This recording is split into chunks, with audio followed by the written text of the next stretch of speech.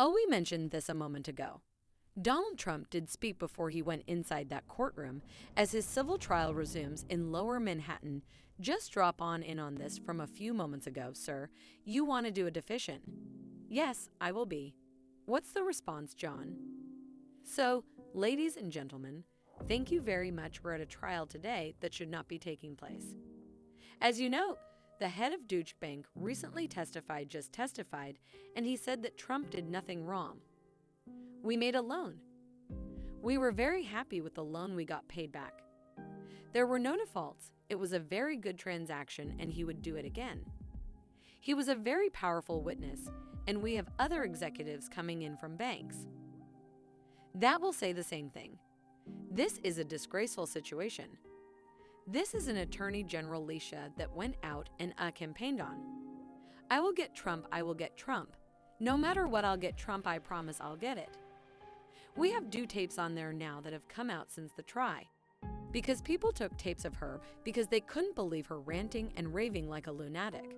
But this is the Attorney General of New York State, Letitia James, and she shouldn't be allowed to be Attorney General. She's defrauded the public. With this trial, she said that Marigo, she convinced the judge at Mar-a-Lago, was worth in Palm Beach, Florida, the most expensive land in the world.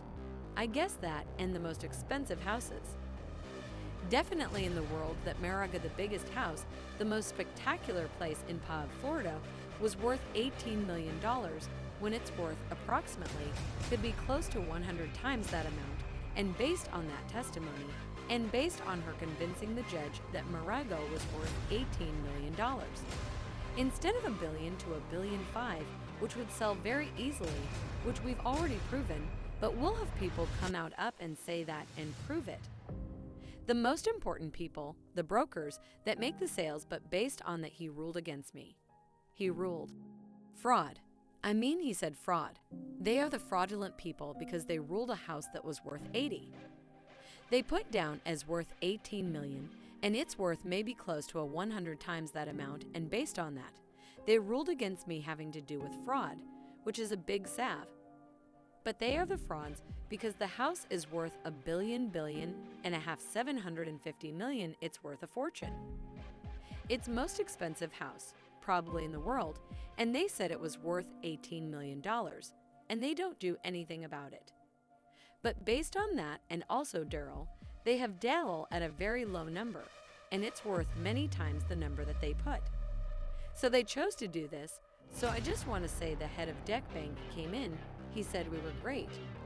The loan was great, everything was fine, and it was perfect, and this was their witness, wasn't.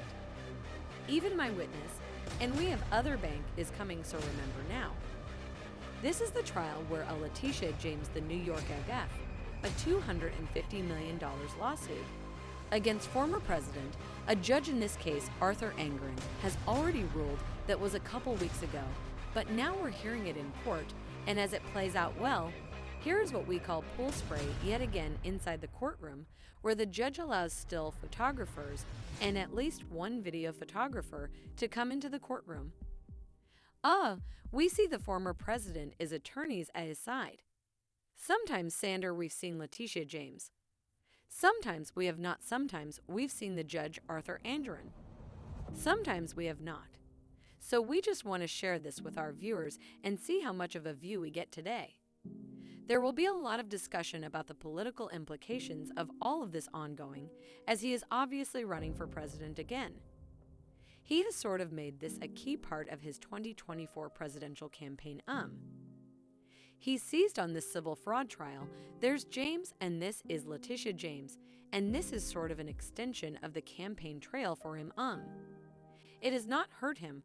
Yeah, he took a few days off of court last week, but when the trial first began, he was there every day, and we watched him go in, and we watched him come out, and also he had comments during the break. So I would bet that pattern will continue throughout the day today. This is his fourth appearance at this proceeding in less than a month now. Got it.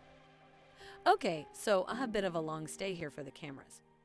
So I just want to show whether or not you remember the first day they came in and we would never really seen the judge sitting on the bench and at the very end, The judge sat up straight, angerin'. Did took his glasses off and up. Some suggested he mugged for the camera's He did have a bit of a smile, and I would anticipate. He would be ready in case the camera swings around again. James is back in court. We'll let you know how that proceeding continues today in lower minute. We'll keep our eye